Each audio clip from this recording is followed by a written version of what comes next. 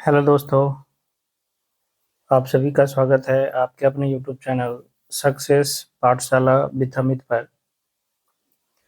15 मार्च को civil code Bihar civil code का जो है प्यून का एग्ज़ाम हुआ था 2 शिफ्टों में, जिसमें प्रत्येक शिफ्ट में जो है 35 मैथ के क्वेश्चन पूछे गए थे। तो शिफ्ट 1 का सलूशन मैंने करवा दिया है। शिफ्ट 2 का सलूशन जो है इस वीडियो में देखेंगे। तो वीडियो पसंद आए तो वीडियो को लाइक जरूर कीजिएगा। चैनल पर नए हैं तो चैनल को सब्सक्राइब कीजिएगा और ज़्यादा से ज़्यादा दोस्तों के बीच शेयर कीजिएगा। चलते हैं पहले क्वेश्चन की ओर। कह रहा है, रीता एवं सीता के धनों का अनुपात 7:15 है एवं सीता एवं कविता के धनों का अनुपात 7:16 है।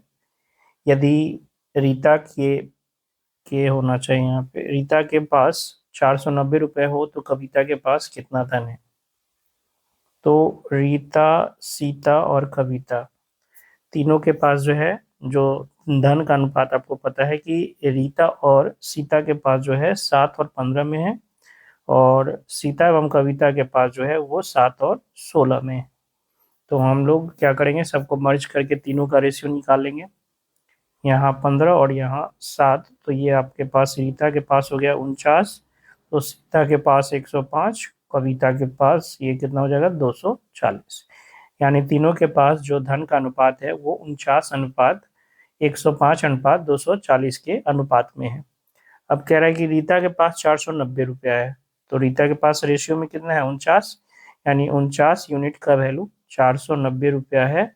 तो एक यूनिट का वैल्यू कितना हो जाएगा 10 रुपया। आपसे क्या पूछा है कविता के पास, तो कविता के पास कितना यूनिट है 240 यूनिट, तो 240 का कितना हो जाएगा 2400 रुपये। यानी कविता के पास कितना है 2400 रुपये है। ऑप्शन नंबर बी इसका सही आंसर हो जाएगा। ए किसी काम को 12 दिनों में संपन्न करता है, बी की कार्यक्षमता ए की अपेक्षा 40% अधिक है, तो उस काम को बी कितने दिनों में संपन्न करेगा। ए करता है कितने दिनों में 12 दिनों में, ठीक है। कह रहा है बी की जो कार्य क्षमता है ना वो ए की अपेक्षा 60% अधिक है।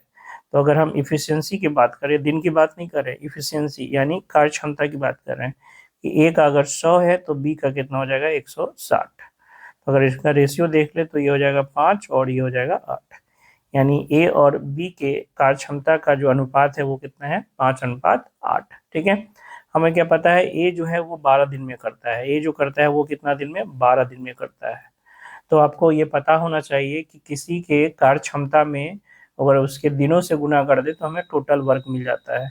तो टोटल वर्क कितना हो जाएगा, ये 12 दिन में करता है और ए का कार्य क्षमता 5 है, तो इसका जो टोटल वर्क हो जाएगा वो 5 × 12, ये टोटल वर्क हो गया। अब ये काम किससे करवाना है, बी से करवाना है।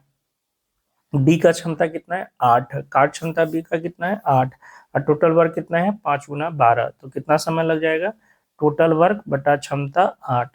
तो 4 से ये 2 बार में, 4 से ये 3 बार में, यानी 15/2 दिन लग जाएगा, यानी 7.5 दिन लग जाएगा, 7.1/2 दिन लग जाएगा बी को। ऑप्शन नंबर बी इसका सही आंसर होगा। कोई व्यक्ति 60 किलोमीटर प्रति घंटे की रफ्तार से गाड़ी चलाकर दफ्तर पहुंचता है और फिर उसी मार्ग से 30 किलोमीटर प्रति घंटे की रफ्तार से गाड़ी चलाकर वापस लौटता है, तो उसकी औसत चाल क्या होगी। औसत चाल क्या होता है 2 × x × y/x + y। जाने में चाल x है, आने में y, या जाने में y आने में x, तो औसत चाल 2xy/x + y होता है। यानी 2 × 60 × 30/60 + 30 90 हो जाएगा। 30×3 = 90 और 3 से ये 20 बार में, यानी 20×40 किलोमीटर प्रति घंटा उसका औसत चाल था। ठीक है। मान लीजिए कोई फार्मूला ये भूल गए कि हमें याद नहीं है कि औसत चाल का फार्मूला 2xy होता है बटा x + y होता है, तो इस केस में दूरी मान लीजिए। दूरी क्या मानिएगा, जो इन दोनों का एलसीएम है ना, 60 और 30 का एलसीएम कितना 60, तो दूरी मान लिए कि 60 किलोमीटर है। तो 60 किलोमीटर प्रति घंटा से 60 किलोमीटर जाने में कितना समय लगेगा, तो 60/60 1 घंटा ये हो गया।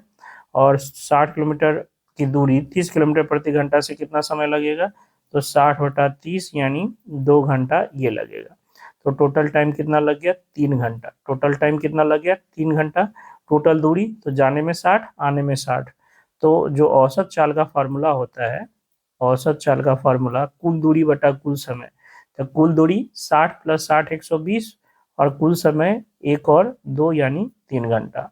तो जो औसत चाल हो गया वो 40 किलोमीटर प्रति घंटा हो गया। तो अगर फार्मूला याद नहीं है तो आप ऐसे सॉल्व कर सकते हो। ऑप्शन नंबर सी इसका सही आंसर हो जाएगा। दूध और पानी के 40 लीटर मिश्रण में 10% पानी है। नए मिश्रण में पानी की मात्रा को 20% करने के लिए कितना पानी मिलाना पड़ेगा? देखिए क्या मिला रहे हैं, पानी मिला रहे हैं ना, क्या मिला रहे हैं, पानी। तो दूध की मात्रा समान होगी, पहले जितना दूध था उतना दूध अभी भी होगा। तो पहले 40 लीटर में 10% पानी, तो दूध कितना, 90%, यानी 40 का 90% दूध ये बराबर होगा। अब मान लीजिए 40 में आप 1 लीटर पानी मिला देते हैं, तो अब मिश्रण कितना हो जाएगा, 40 + 1 लीटर, और इसका 20% पानी है तो 80% क्या होगा, 80% दूध हो जाएगा। इतना का 80%, तो ये दोनों दूध की मात्रा बराबर, परसेंटेज से परसेंटेज का कम, 40 × 80, 2 से 45 बार में, यानी 45 बराबर 40 + x, तो x का वैल्यू कितना हो गया, 5 लीटर। ऑप्शन नंबर ए इसका सही आंसर हो जाएगा। पिता एवं पुत्र की उम्र का अनुपात 4:1 है एवं उनके उम्र का गुणनफल 196 है। 5 वर्ष बाद उनकी उम्र का अनुपात क्या होगा? तो देखिए पिता और पुत्र की आयु का अनुपात दिया है और उसका गुणनफल दिया है ना।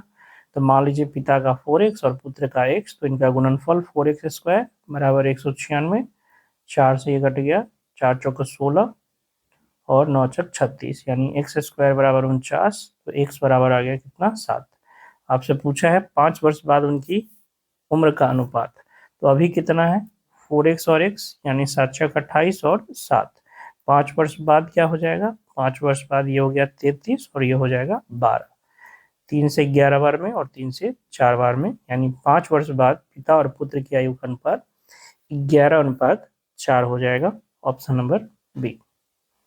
एक बल्लेबाज अपनी 51वीं पारी में कुछ रन बनाता है जिससे उसका औसत 59.6 से बढ़कर 60 हो जाता है।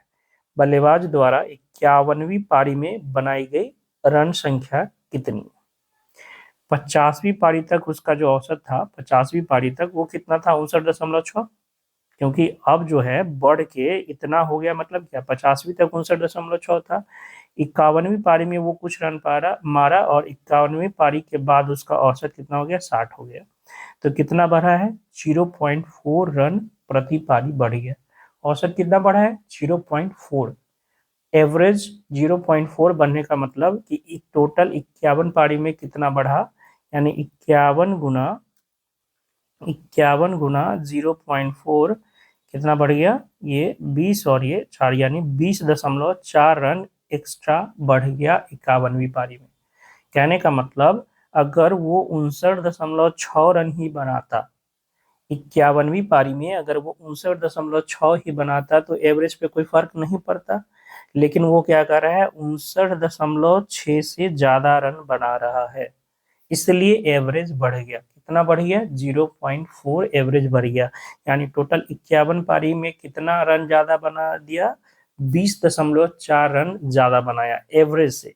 पहले का जो एवरेज था उससे 20.4 रन ज्यादा बना दिया। तो पहले एवरेज कितना था, 59.6, कितना ज्यादा बनाया, 20.4, यानी टोटल उसने, ये हो जाएगा 60 और 20 यानी 80 रन। टोटल उसने कितना रन बनाया, 80 रन बनाया है। बात आई समझ में, जिसमें एवरेज रन कितना था, 59.6, एक्स्ट्रा कितना बनाया, 20.4, यानी टोटल 80 रन बनाए हैं। ऑप्शन नंबर डी इसका सही आंसर है। 12,500 रुपए की कोई धनराशि 4 वर्षों के साधारण ब्याज पर 15,500 हो जाती है, तो ब्याज की दर क्या है? ब्याज कितना मिला है, 15,500 हो गया कितना पर, 12,500 पे, तो ब्याज कितना मिला, 3,000 रुपया ब्याज मिला है। तो टोटल पहले परसेंटेज ब्याज निकाल लेते हैं, फिर उसको 4 साल में बदल देंगे। तो 3,000 ब्याज मिला है 12,500 पर, परसेंटेज बदलने के लिए 100%, 2 जीरो से 2 जीरो ये खत्म, 25 चौका 25 बचे, 5 से ये 6 बार में, टोटल 24% ब्याज मिला। लेकिन कितना वर्ष में, 4 वर्ष में। और एक वर्ष में जो ब्याज परसेंटेज होता है उसी को दर बोलते हैं। तो 4 वर्ष में 24% साधारण ब्याज मिल रहा है, तो एक वर्ष में कितना मिलेगा, एक वर्ष में 24/4 यानी 6% हो जाएगा। तो एक वर्ष में जो ब्याज मिलता है उसी को क्या कहते हैं, दर कहते हैं। तो ब्याज की दर कितना है, 6% है। ऑप्शन नंबर डी इसका सही आंसर हो जाएगा।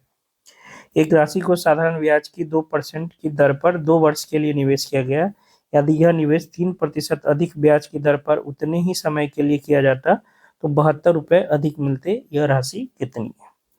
2% पे किया 2 वर्ष के लिए, ठीक है। अब कह रहा है कि 3% अगर अधिक ब्याज की दर होता तो 72 रुपये अधिक मिलते।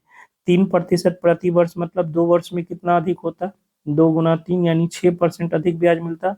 तो 72 रुपये अधिक मिलता, 72 रुपये अधिक मिलता कब, 6% अधिक होता तब। यानी 6% का वैल्यू कितना है, 72 रुपया है। तो वार्षिक 72, 1% का वैल्यू कितना हो जाएगा, 12 रुपया।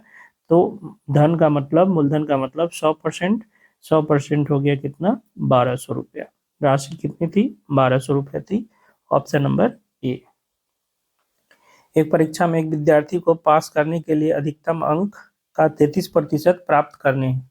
उसने 125 अंक प्राप्त किए एवं 40 अंक से असफल रहा तो परीक्षा का अधिकतम अंक। 125 लाया और 40 से असफल हो गया तो सफल होने के लिए कितना चाहिए, 125 + 40 यानी 165। परसेंटेज में कितना चाहिए, 33%। यानी 165 जो है वो 33% के बराबर है। 33 × 165 यानी 1% हो गया आपका कितना, 5। टोटल मार्क्स मतलब 100%, 100% का मतलब 500, ठीक है। 1% 5 तो 100% 500, यानी परीक्षा का जो अधिकतम अंक था वो कितना था, 500 था। ऑप्शन नंबर ए इसका सही आंसर हो जाएगा। ए तथा बी की वर्तमान आयु का अनुपात 5:6 है। 6 वर्ष बाद यह अनुपात 6:7 हो जाएगा। 5 वर्ष पूर्व बी की आयु कितनी थी, तो ए और बी का वर्तमान आयु का अनुपात दिया हुआ है कितना, 5:6। 6 वर्ष बाद ये हो जाएगा 6:7, ये चीज हो जाता है 6 वर्ष के बाद। तो देखिए 6 और 7 ना, तो ये भी एक बढ़ा है, ये भी एक बढ़ा है, और एज में कितना बढ़ा है, 6 वर्ष। यानी एक यूनिटी कितना है, 6 वर्ष है। तो वर्तमान में इसका कितना हो जाएगा, 6×5 = 30, ए का, और बी का 36, बी का 36। बट आपसे पूछ रहा है, सिर्फ बी का पूछा था ना, तो चलिए ए का कुछ जरूरत भी नहीं था। 5 वर्ष पूर्व कितना था, तो अभी अगर 36 है तो 5 वर्ष पहले कितना रहा होगा, 31 रहा होगा। 5 वर्ष पहले कितना रहा होगा, 31 रहा होगा। Option number D. 3200 रुपए को ए, बी और सी में क्रमशः 3:5:8 के अनुपात में विभाजित किया जाता है। बी और सी के हिस्सों में कितना का अंतर है। तो टोटल 3200 रुपया को बांटना है 3, 5 और 8 में। तो 5, 3, 8, 8, 16, 16 यूनिट 3200, तो 1 यूनिट 200। आपसे पूछा है बी और सी का अंतर, बी का 5 यूनिट और सी का 8 यूनिट अंतर, 3 यूनिट का। तो 3 यूनिट का कितना हो जाएगा, 600 रुपया। ऑप्शन नंबर डी इसका सही आंसर हो जाएगा। एक वस्तु का अंकित मूल्य पर 315 रुपया है। एक वस्तु का अंकित मूल्य 315 है, इसे 288 रुपये में बेचा जाता है। यदि इससे 4% की हानि होती है तो वस्तु को क्रय मूल्य से कितने प्रतिशत अधिक अंकित किया गया था। तो अंकित किया गया था 315 रुपये और बेचा गया 288 में। तो यहाँ से हमें एमपी और एसपी का रेशियो पता हो जाएगा क्या, 315/288। 8, 8, 2, 16, 18, ऊपर 9, यानी 9 से कटेगा ये, 9 × 9 = 27, और ऊपर हो गया आपका कितना, 9 × 27, और 4, 9, 5, 45, 9 × 27, 9 दूना 18। यानी एमपी अगर 35 है तो एसपी 32 है।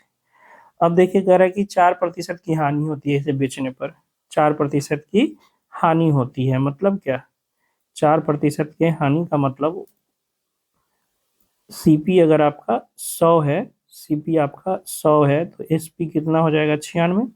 यानी यहाँ से रेशियो आ गया सीपी और एसपी का कितना, 100/96, 100/96।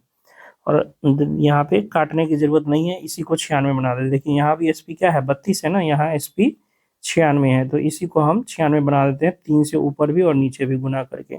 तो ऊपर हो गया कितना, 105, और नीचे 96। ये किसका रेशियो था, एमपी और एसपी का। तो देखिए एसपी 96, यहाँ भी एसपी 96। यानी कह सकते हैं कि सीपी अगर 100 है, SP 96 है तो MP आपका कितना है 105 है। तो देखिए CP से कितना ज़्यादा है MP 5, यानी 100 में 5 ज़्यादा है, मतलब कितना ज़्यादा है 5% ज़्यादा है।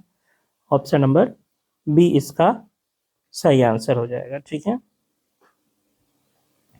किसी वस्तु पर विक्रय मूल्य 275 रुपये अंकित किया गया, दुकानदार इस अंकित मूल्य पर 5% की छूट देता है, दुकानदार को कुल 4.5% का लाभ होता है, दुकानदार को उस वस्तु के लिए कितना भुगतान करना पड़ा। तो आपको एमपी और एसपी का रेशियो, सॉरी एमपी और सीपी का रेशियो यहाँ से मिल जाएगा। एमपी रेशियो सीपी, एमपी कैसे निकलता है तो 100 प्लस माइनस हानि, क्योंकि यहाँ क्या है लाभ है, प्लस माइनस हानि या लाभ, तो लाभ होगा तो प्लस, हानि होगी तो माइनस। यहाँ लाभ है कितना 4.5% की, बटा सीपी होता है 100 माइनस डिस्काउंट, तो डिस्काउंट कितना का है 5% का, तो ऊपर हो गया आपके पास कितना 104.5 और नीचे 95।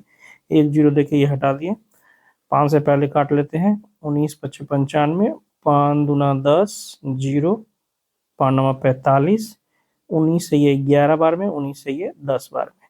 तो आपको पता चल गया कि एमपी और सीपी का जो रेशियो है, एमपी और सीपी का रेशियो वो 11:10 है। आपको क्या दिया हुआ है अंकित मूल्य 275, विक्रय मूल्य पर अंकित किया, मतलब इतना रूप उस पर जो है बेचने के लिए अंकित किया गया, तो वही ना अंकित मूल्य है। तो 11 यूनिट जो है 275, 11 यूनिट 275, तो एक यूनिट कितना हो जाएगा 11 दूना 22, 11 पचे 55। आपसे पूछा है कितना भुगतान करना पड़ा दुकानदार को, यानी क्रय मूल्य 10, तो 10 यूनिट का 250, तो दुकानदार को कितना भुगतान करना पड़ेगा 10 यूनिट यानी 250 रुपये। ऑप्शन नंबर बी इसका सही हो जाएगा। ठीक है। तो जब भी आपको परसेंटेज छूट दिया हो और परसेंटेज प्रॉफिट एंड लॉस दिया हो, तो आप एमपी सीपी का रेशियो निकाल सकते हो। एमपी बाई सीपी हो जाएगा 100, प्लस लाभ है तो प्लस प्रॉफिट, हानि है तो माइनस लॉस, बटा में 100 माइनस डिस्काउंट। ठीक है। एबीसी एक कार्य को क्रमशः 24 दिन, 32 दिन तथा 64 दिन में समाप्त कर सकते हैं। वे एक साथ मिलकर कार्य आरंभ करते हैं, ये 6 दिन बाद कार्य छोड़कर चला जाता है। बी कार्य समाप्त होने से 6 दिन पहले कार्य छोड़कर चला जाता है। यह कार्य कुल कितने दिनों में समाप्त हुआ। ए बी सी है, ए कर रहा है 24 दिन में, बी कर रहा है 32 दिन में, सी कर रहा है 64 दिन में। टोटल वर्क हो गया आपका दोनों का एल्सियम 32 64 का, तो 64 हो जाएगा। 64 और 24 8 कॉमन, तो यहाँ 3 और वहाँ 8, 8 3 24, 24 गुना 8 ना, 8 कॉमन था, 24 गुना 8 कितना हो जाएगा, 24 गुना 8 ही रहने देते हैं, गुना करने की जरूरत नहीं। 24 से भाग करेंगे 8, 32 से भाग करेंगे 6 और 64 से भाग करेंगे तो 3, यानी ए प्रतिदिन 8 काम कर रहा है तो बी प्रतिदिन 6 काम कर रहा है, तो सी प्रतिदिन 3 दिन काम कर रहा है। ए 6 दिन बाद छोड़ दिया, यानी ए 6 दिन काम किया, बी कार्य समाप्त होने से 6 दिन पहले काम छोड़ दिया, और इस तरह से काम पूरा हुआ। कहने का मतलब अगर हम मान ले कि काम x दिन में पूरा हुआ है, कितना दिन में पूरा हुआ है x दिन में, तो ए कितना दिन काम किया है 6 दिन, तो प्रतिदिन 8 काम, तो 6 दिन में 8 गुना 6 काम। बी कितना काम किया है, तो काम पूरा होने से 6 दिन पहले तक, तो काम x दिन में पूरा हुआ, तो x माइनस 6 दिन काम किया है बी, और प्रतिदिन 6 काम करता है तो x माइनस 6 गुना 6, और सी पूरा पूरा काम करता है यानी x दिन काम करता है तो 3 गुना x। ये ए का काम, ये बी का काम, ये सी का काम, सबको काम जोड़ देंगे तो टोटल काम हमें पता हो जाएगा 24 गुना 8, 24 गुना 8, तो ये हो गया 8 छक 48 प्लस 6x माइनस 36 और ये 3x बराबर 8 छक 32 और ये 8 गुना 16, 3 19, तो यहाँ 36 में 12 हो जाएगा और ये 9x, 9x बराबर 192 माइनस 12, यानी 9x बराबर 180, तो x का वैल्यू आ गया कितना 20। ठीक है। यानी काम कितना दिन में पूरा हो रहा है 20 दिन में आपका काम पूरा हो रहा है। ऑप्शन नंबर सी इसका सही आंसर हो जाएगा। किसी बटुए से कुल रकम का 1/5वां हिस्सा निकाल लिया गया, शेष का 1/12वां हिस्सा 7 रुपये 40 पैसे है। बटुए में शुरुआत में कुल कितने रुपए थे। तो कितना निकाला गया, 1/5वां हिस्सा। तो बच गया कितना, मान लीजिए बटुए में 100 रुपया था, ठीक है, बटुए में कितना था 100 रुपया, 1/5वां हिस्सा निकाल लिया तो कितना बच गया 4/5, 4/5। अब शेष का 1/12वां हिस्सा, यानी जो बच गया 4/5, इसका 1/12वां हिस्सा कितना है, 7 रुपये 40 पैसे। यानी 7 रुपये आप प्लस में कह सकते हैं 40/100 रुपये, 40/100 रुपये। तो 2 से 20 से 2 बार में, और 20 से ये 5 बार में, यानी x गुना 4 से काट दीजिए 3 बार में, तो 1/15 बराबर 7×5 = 35, और 2 37/5, 5 से ये 3 बार में, यानी x बराबर 37 × 3 कितना हो गया, 111 रुपये। बटुए में कितने थे, 111 रुपये थे। Option number C. यदि किसी सवारी ट्रेन की चाल उसकी समान चाल से 10 किलोमीटर प्रति घंटा बढ़ा दी जाए तो वह 360 किलोमीटर की दूरी तय करने में 3 घंटे कम समय लेगी। ट्रेन की सामान्य गति क्या है। देखिए ये चाल में डिफरेंस दिया है, टोटल डिस्टेंस दिया है, और समय में डिफरेंस दिया है। तो एक फार्मूला आपको बताए थे समय और दूरी वाले एक्सरसाइज में कि D बराबर होता है S into S plus delta T, S into S plus delta T, delta S बटा delta S into delta T. D यानी दूरी 360, S पता नहीं मान लीजिए x, और ये हो जाएगा x प्लस कितना, बढ़ा दी जाए ना तो x प्लस 10, और बटा में आपके पास हो गया 3 घंटा का डिफरेंस, 10 किलोमीटर का डिफरेंस स्पीड में, तो 10 और समय में 3 घंटे का, 3 से कट जाएगा ये 120 बार में, यानी x इंटू एक्स प्लस 10 बराबर ये हो गया 1200। अब 1200 को आपको ऐसे तोड़ना है कि गैप कितना का हो, 10 का हो, तो 40 × 30, 40 × 30 का ये 30 × 40 का ये, यानी x का वैल्यू कितना हो गया 10 हो गया, x का वैल्यू कितना हो गया 30 हो गया, ठीक है। यानी शुरुआत में जो स्पीड थी सवारी ट्रेन की वो कितनी थी, 30 किलोमीटर प्रति घंटा। Option number B. अब ऐसे क्वेश्चन को एक हिट एंड ट्रायल मेथड से भी बताए थे कि 10 किलोमीटर प्रति घंटा स्पीड का डिफरेंस है तो समय का डिफरेंस कितना है 3, अगर 20 का होता तो 6, 30 का होता तो 9, 40 का होता तो ये 12। ये कब तक लिखता है, जब तक ये क्रॉस गुना दूरी के बराबर ना हो जाए। तो देखिए 12 × 3 = 36, और ये 40 × 9 = 36, यानी 360। तो इधर से भी 360, इधर से भी 360 आ रहा है। इसका मतलब जो स्पीड है वो 30 किलोमीटर प्रति घंटा है। अगर कमने की बात है, बढ़ने की बात रहती तो बड़ा वाला हो जाता ना, यहाँ बढ़ने की बात हो रही है, 10 किलोमीटर ज्यादा कर दी जाए तो पहले 30 रहा होगा, तब तो अभी 40 हो जाएगा ना। तो पहले कितना था, 30 किलोमीटर प्रति घंटा था। तो इस तरीके से भी इसको आप सॉल्व कर सकते हो, ठीक है।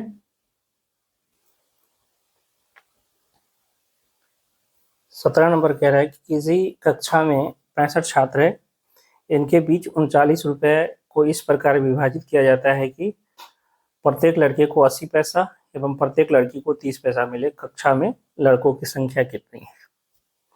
तो देखिए जब भी दो चीज दिया हो और उनका एवरेज दिया हो तो दिमाग में एलिगेशन आना चाहिए, है ना। एलिगेशन से कैसे ये क्वेश्चन सॉल्व करेंगे, देखिए आपको दिया हुआ है लड़का और लड़की के बीच जो पैसे का वितरण होता है, प्रत्येक लड़का को 80 और प्रत्येक लड़की को 30। अगर हम ये पता कर पाए कि टोटल छात्र को एवरेज रुपए कितने मिले, एवरेज पैसे कितने मिले, तो हम लोग एलिगेशन यहाँ लगा सकते हैं। तो देखिए साफ साफ कह रहा है कि 65 छात्र को 39 रुपया दिया गया है। 39 रुपया बोले तो 3900 पैसा कितने छात्र को, 65 छात्र को, तो प्रत्येक छात्र को कितना मिला, 65 से भाग कर देंगे, 13 × 39 और 13×5 = 65, 5 से ये कट जाएगा 6 बार में, यानी 60।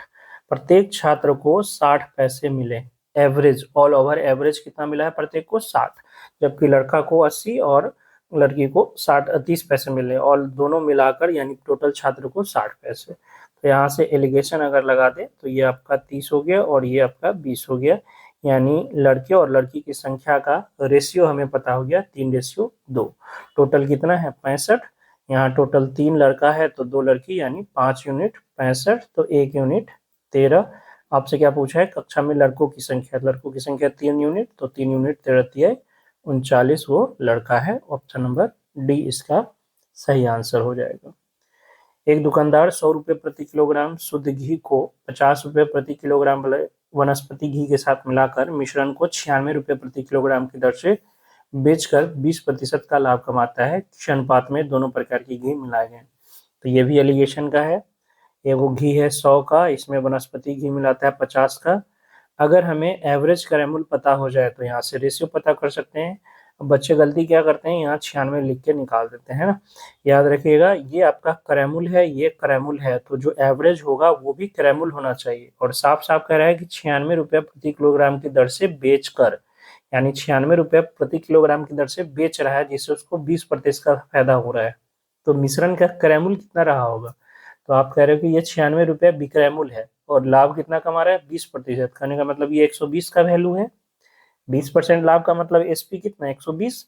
हमें क्रैमुल चाहिए, मतलब 100 रुपया में कितना होगा ये हमें चाहिए। ठीक है, तो 12 × 96, 10 से इसको, और ये 1 0 से 1 0 खत्म, यानी 80 रुपये। ठीक है, तो जो क्रैमुल था मिश्रण का वो कितना था? 80 रुपये था। तो यहाँ से एलिगेशन लगा देंगे। ये आपका हो गया कितना? 3, और ये आपका हो गया 2। यानी जो शुद्ध घी और वनस्पति को मिलाया गया था वो 3:2 में मिलाया गया था। यानी 3 kg अगर शुद्ध घी मिला रहे हैं तो 2 kg वनस्पति घी मिलाना होगा। ऑप्शन नंबर बी इसका सही आंसर होगा। एक एचआर कंपनी 4800 लोगों को नौकरी पर रखती है, जिनमें से 45% पुरुष है और पुरुषों में 60% या तो 25 वर्ष या उससे बड़े हैं। एचआर कंपनी में ऐसे कितने पुरुष नौकरी पर हैं जिनकी उम्र 25 वर्ष से कम है? सबसे पहले तो टोटल लोग जो है नौकरी में वो 4800 है। इनमें 45% ही पुरुष है, तो इसका 45% पुरुष आ गया। ये पुरुष की संख्या आ गई। अब इस पुरुष की संख्या में 60% ऐसे लोग हैं जो 25 वर्ष या उससे बड़े हैं, और आपसे पूछ रहा है कि 25 से कम वाले। ठीक है, तो 60% अगर 25 या 25 से ऊपर वाले हैं, 60% अगर 25 या 25 से ऊपर वाले हैं, तो 25 से नीचे वाले कितने परसेंट बचेंगे? 40%। तो इतना का 40% निकाल देंगे। 2 0 से 2 0 ये खत्म हो गया। 2 से ये 20 से 2 बार में, 20 से ये 5 बार में, 5 से ये 9 बार में। 9 दूना 18 गुना 48, 18 गुना 48, 8 64, यूनिट डिजिट 4 आएगा। एक ही ऑप्शन है जिसमें यूनिट डिजिट 4 है, ऑप्शन नंबर डी। ठीक है,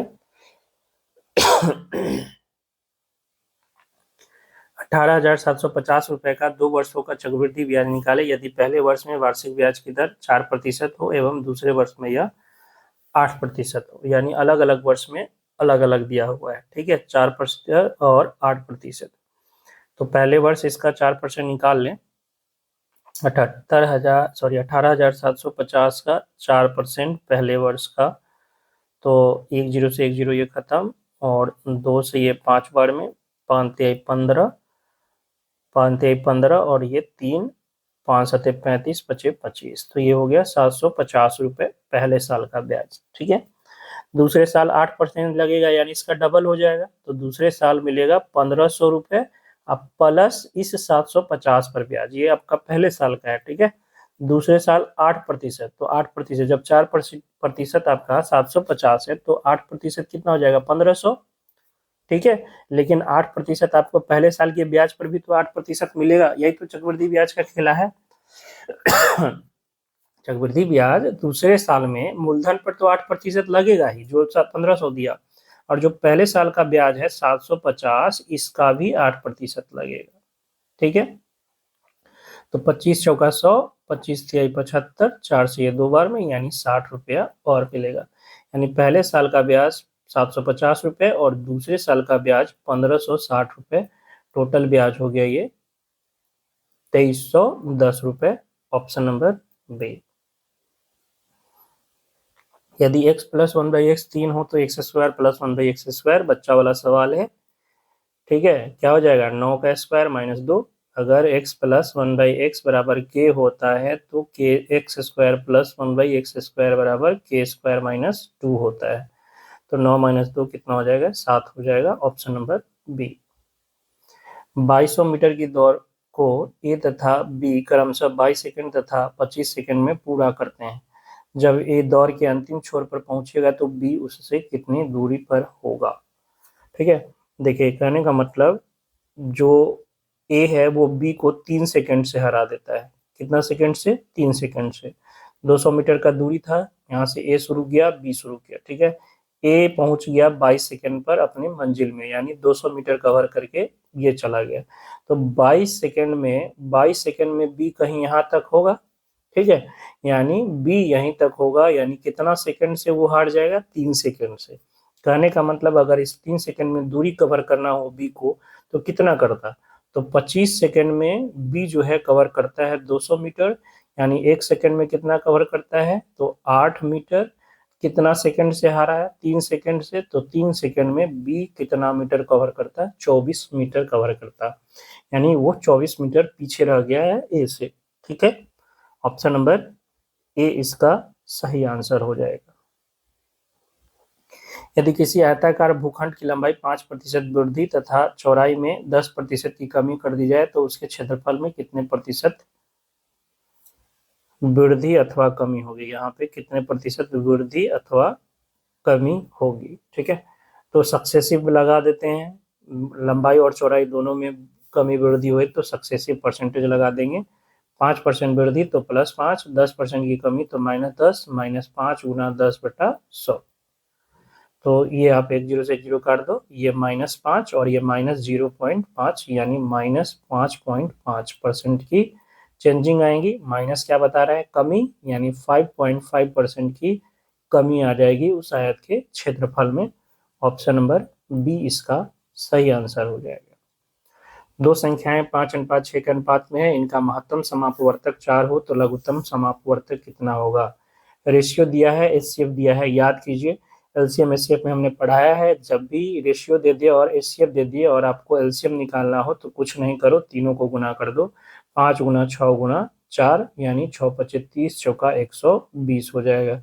इससे आसान कुछ नहीं होगा। ठीक है, यदि दो अंकों की होना चाहिए यहाँ पे, यदि दो अंकों की किसी संख्या एवं उस संख्या के दोनों अंकों को परस्पर पलटने पर प्राप्त संख्या के बीच का अंतर 27 हो तो संख्या के दोनों अंकों का अंतर बताइए। 10x plus Y, 10x plus Y और इसका अंक पलट दे तो 10y प्लस x, इसका जो अंतर है ये क्या है? 27 है। तो यहाँ से कितना हो जाएगा? 9x माइनस 9y बराबर 27, यानी 9 कॉमन ले ले तो x माइनस वाई बराबर 27। 9 से कट जाएगा 3 बार में तो x माइनस वाई बराबर 3, यानी संख्या के बीच अंतर जो है वो 27 का है, तो अंकों के बीच का अंतर कितना होगा? 3 होगा। तो जब भी दो अंकों की संख्या और उसके अंकों से पलटने वाली संख्या का अंतर देखेंगे तो 9 इंटू अंकों का अंतर आता है, याद रखिएगा 9 इंटू अंकों का अंतर आता है, और ये आपको 27 दिया है तो अंकों का अंतर 3 हो जाएगा। ये आपको ध्यान में रखना है। ऑप्शन नंबर ए इसका सही आंसर होगा। निम्नलिखित में कौन सी भिन्न 2/3 से छोटी है? 2/3, चलिए हर को कंपेरिजन करते हैं। नीचे 12 है, पहला ऑप्शन में नीचे 12 है, 12 बनाने के लिए 4 से तो ये हो जाएगा 8/12। क्या 8/12 से छोटी? आपको क्या चाहिए? 8/12 से 2/3 से छोटी चाहिए ना। निम्नलिखित में कौन सा भिन्न 2/3 से छोटी? 2/3 से छोटी मतलब 8/12 से छोटी। 8/12 से छोटी 7/12 है, तो आपका पहला ही ऑप्शन इसमें सही हो गया। दूसरा देखिएगा, अगर 18 बनाना हो तो 6 से करेंगे तो 12/18, ये भी तो आपका जो है 11/18 छोटी ही है। 9/15 करेंगे, अगर 15 करेंगे तो ये आपका हो जाएगा कितना? 5 से, तो 10/15, ये भी छोटी है। और 17/24 करेंगे तो कितना हो जाएगा? ये आपका 8 से, तो 8 दूना 16 और ये 24, ये आपका बड़ी हो जाएगा। तो इसमें तो 3 आंसर सही है। ठीक है, हमें लगता है यहाँ छोटी नहीं, यहाँ पे बड़ी होना चाहिए, तब होता आपका डी आंसर 17/24।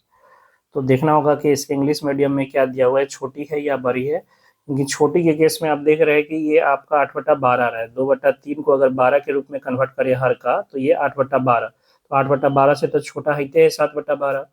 फिर ये आ रहा था 12/18, तो ये 11/18, 12/18 से छोटी ही है।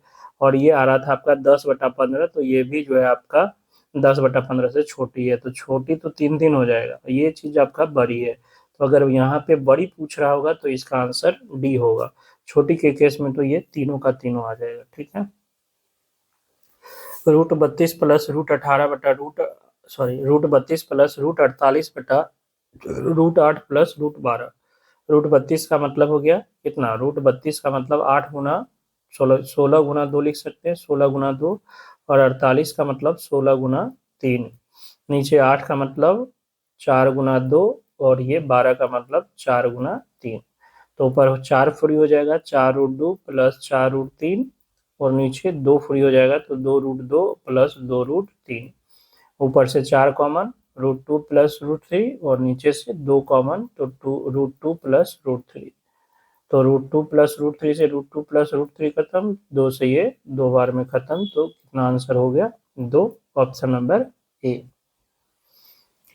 √0.4, बहुत सारे बच्चे इसमें गलती करते हैं और 0.2 या 0.02 आंसर मार के आ जाते हैं, जो कि सरासर गलत हो जाएगा। √0.4 का मतलब इस दशमलव को हटाने के लिए नीचे 10 देते तो ये हट जाएगा। अगर एक और जीरो चिपका के 40 बना दें तो ऊपर √40 हो जाएगा, और नीचे कितना, 100 का √10 हो जाएगा। तो √40 का मान जो है आप निकालिए, और उसमें 10 से क्या कर दीजिए, भाग कर दीजिए। √40 यानी 36, 6 का स्क्वायर 36 होता है ना, तो 36 से थोड़ा सा ज्यादा होगा। यानी ये चीज अगर हम निकाले, 6 से 36 हो जाएगा, ये 6 बार में 4 उतरा, ये 12, यहाँ 2 जीरो चिपकाएंगे तो ये कितना बार में जाएगा, 3 बार में। 3 3 9, 3 दूना 6, 3, यानी ये 63 और आगे आएगा बटा 10। ठीक है, बटा 10, यानी 6.3 समथिंग आएगा, और बटा में 10 यानी 0.63 समथिंग आएगा, और 0.63 समथिंग ऑप्शन नंबर डी इसका सही आंसर है। तो 0.4 हो गया, 0.9 हो गया, ऐसे सवाल बार बार पूछे जाते हैं, और बच्चे ऐसे क्वेश्चन में गलती कर देते हैं, ये ध्यान रखना है आपको। ठीक है, 30 मीटर लंबे एवं 16.5 मीटर चौड़े आंगन के फर्श में पत्थर डलवाने के लिए पत्थर के कितने टुकड़े चाहिए यदि पत्थर की माप 2.5 मीटर गुना 2 मीटर हो। तो टोटल क्षेत्रफल आपके पास 30 गुना 16.5 मीटर स्क्वायर है, और एक पत्थर का एरिया 2.5 इंटू 2 है। इसे भाग कर देंगे तो पत्थरों की संख्या मिल जाएगी, है ना। तो पॉइंट से पॉइंट खत्म, 2 से ये 15 बार में, 3 से 5 बार में, 5 से 3 बार में, 5 से 5 बार में, 5 3 15, 5 3 15, यानी 33 तिहाई 99। 99 टुकड़े हमें जरूरत पड़ेंगे, ऑप्शन नंबर ए। बी ए से 3 वर्ष बड़ा है, सी से 3 वर्ष छोटा, यानी बी जो है वो ए से 3 वर्ष छोटा बड़ा है। तो एक्स, ए अगर एक्स है तो बी आपका x+3 हो जाएगा, और सी से 3 वर्ष छोटा है, तो सी से 3 वर्ष छोटा है, इसका मतलब सी जो है वो आपका क्या हो जाएगा, x+6 हो जाएगा। बी के बारे में ही कह रहा है ना, बी ए से 3 वर्ष बड़ा है और सी से 3 वर्ष छोटा, तो अगर ए एक्स है तो बी x+3 हो जाएगा, और सी x+6 हो जाएगा। 3 वर्ष के पश्चात ए और सी के उम्र का अनुपात दिया हुआ है 4:5। तो 3 वर्ष बाद ए का कितना हो जाएगा, x+3, और सी का हो जाएगा x+9। इसका अनुपात दिया हुआ है कितना, 4:5, 4:5, यानी अंतर कितना हो जाएगा, एक का। ये ए और सी का है तो अंतर एक का। देखिए अभी का अंतर कितना है, 6 वर्ष का, 6 वर्ष का अंतर है। तो 1 यूनिट 6 वर्ष है, तो 4 यूनिट 24, ये ए का हो गया, और सी का 5 यूनिट का कितना हो जाएगा, 30। यानी 3 वर्ष बाद ए जो होगा वो 24 का होगा, और सी कितना का होगा, 30 का। तो वर्तमान में 3 घटा ले तो ए हो जाएगा आपका 21 का, और सी हो जाएगा आपका 27 का। ए बोले तो x, यानी x का वैल्यू 21 आ गया, तो ए हो गया आपका 21 का, बी हो गया 21 + 3 24 का, और सी हो गया 27 का। सी तो 27 यहाँ निकाल भी दिए थे, तो सी हो गया 27 का। इसी सब का क्या चाहिए, योग चाहिए। तो कितना हो गया, 51 और 21, 72 वर्ष, ऑप्शन नंबर डी इसका सही आंसर हो जाएगा। 5 क्रमागत संख्याओं का योग 270 है, इनमें से दूसरी तथा पांचवी संख्याओं का योग क्या होगा। 5 क्रमागत संख्याओं का योग दिया हुआ है 270, तो औसत क्या हो जाएगा, 5 से भाग कर देंगे, 5 25 और 5 का 20, औसत 54 है। मतलब क्या, बीच वाली जो संख्या है, लगातार संख्याओं का औसत क्या निकलता है, जो लगातार संख्याएं होती हैं उनमें बीच वाली जो संख्या होती है वही औसत होती है। तो 5 गो संख्या की बात हो रही है और औसत 54 है, मतलब एक संख्या खुद कौन है, 54। दो गो इससे पहले और दो गो इसके बाद, इसके बाद 55 और 56, इससे पहले 53 और 52, यानी सबसे छोटी संख्या 52, सबसे बड़ी संख्या 56 और बीच वाली जो तीसरी संख्या हो गई वो खुद औसत 54 हो जाएगी। आपसे पूछा है दूसरी और पांचवी का योग, तो दूसरी कौन, 53 और पांचवी 56 का योग पूछा है, तो ये 109 हो जाएगा, ऑप्शन नंबर डी। यदि ए और बी का अनुपात 4:5 है, उनके वर्गों का अंतर 21 है, तो ए का मान बताइए। तो बी का हो गया 5x और ए का 4x, इनके वर्गों का अंतर 81, तो 25 माइनस 16 यानी 9x² बराबर 81, यानी x² बराबर 9, तो x का वैल्यू कितना हो गया 3। तो संख्या कौन पूछ रहा है, ए हो गया 4x यानी 4×3 12, ऑप्शन नंबर ए। 2/9 तथा 4/15 के व्युत्क्रमों के योग का व्युत्क्रम आपको ज्ञात करना है, यानी पहले व्युत्क्रम करके जोड़िए, जो जोड़ा है उसका भी व्युत्क्रम चाहिए। तो 2/9 का व्युत्क्रम 9/2 और 4/15 का व्युत्क्रम 15/4, जोड़ दे एलसीएम 4, तो 2 से करेंगे तो 2 9 दूना 18 और ये 15, यानी 33/4। अब इसका व्युत्क्रम क्या हो जाएगा, तो 4/33 हो जाएगा, ऑप्शन नंबर डी। एक टंकी को भरने के लिए 2 नल है, जबकि तीसरा उसे खाली करने के लिए। जब तीसरा नल बंद है तो वे उसे क्रमशः 10 मिनट और 12 मिनट में भर देते हैं। यदि तीनों नल खुले हैं तो टंकी 15 मिनट में भर जाती है। यदि पहले 2 नल बंद हो तो तीसरा नल पूरी टंकी को कितने समय में लगभग दिया हुआ है खाली कर सकती है, यानी मान जो है वो आपका लगभग में आना है।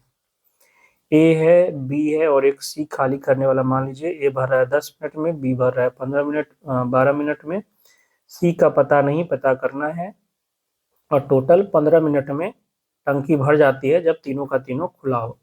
तो मान लीजिए टोटल जो कैपेसिटी है टंकी का टीसी वो है कितना, 12 और 15, 12 15 और 10 का एलसीएम कितना हो जाएगा 60, यानी ए प्रति मिनट में 6 भरता है, बी प्रति मिनट में 5 भरता है, और टोटल 15 मिनट में ये हुआ। तो मान लीजिए सी जो है प्रति मिनट x खाली करता है, सी प्रति मिनट x क्या करता है, खाली करता है। तो ए भरा 6, बी भरा 5 और सी खाली किया x, टोटल ये है 1 मिनट का ये कार्य है, और टोटल 15 मिनट में भरता है, तो गुना 15, ये टोटल वर्क हो जाएगा। और टोटल वर्क आपको दिया हुआ है 60, टोटल वर्क दिया हुआ है 60, 15 चौका 60, आपका ये पता हो गया 11 माइनस x बराबर 4, यानी x बराबर 7। x क्या माने थे कि प्रति मिनट c कितना खाली करता है, तो पता चल गया प्रति मिनट c 7 खाली करता है। 1 मिनट में c कितना खाली करता है, 7। ऐसे कितने खाली करने हैं, टोटल टंकी भरा हो, मतलब 60 कैपेसिटी भरा हो, तो खाली करने में कितना समय लगेगा, 60/7, 7 8 56, 4, यानी ये आपका हो गया 8 मिनट, अब प्लस का कितना बच गया, 4/7 मिनट ना, इसको सेकेंड में बदलेंगे तो गुना 60, 240/7 सेकेंड में ये आ जाएगा। तो 8 मिनट और प्लस में कितना हो जाएगा, 7 21 ना, यानी 3 समथिंग सेकेंड आ जाएगा। ठीक है, 3 something second, 8 minute 34 second, option number D इसका सही आंसर हो जाएगा। आखिरी सवाल है इसका, किसी वस्तु का क्रय मूल्य उसके अंकित मूल्य का 80% है, 12% का बट्टा देने के उपरांत व्यापारी का लाभ प्रतिशत कितना है। CP, SP, MP। वस्तु का क्रय मूल्य उसके अंकित मूल्य का 80% है, अंकित मूल्य 100, तो कितना हो जाएगा, 80 हो जाएगा क्रय मूल्य। 12% का बट्टा देता है, तो MP अगर 100 है तो SP 12% का बट्टा, मतलब 12 का बट्टा देगा तो कितना पड़ेगा, 88। तो 80 का वस्तु कितना में बिका, 88 में, कितना का लाभ, 8 का, कितना में, 80 में, परसेंटेज बताने के लिए 100%, 8 से ये 10 बार में, 10 से कर जाएगा 10 बार में, यानी 10% का लाभ होगा, ऑप्शन नंबर सी इसका सही आंसर होगा।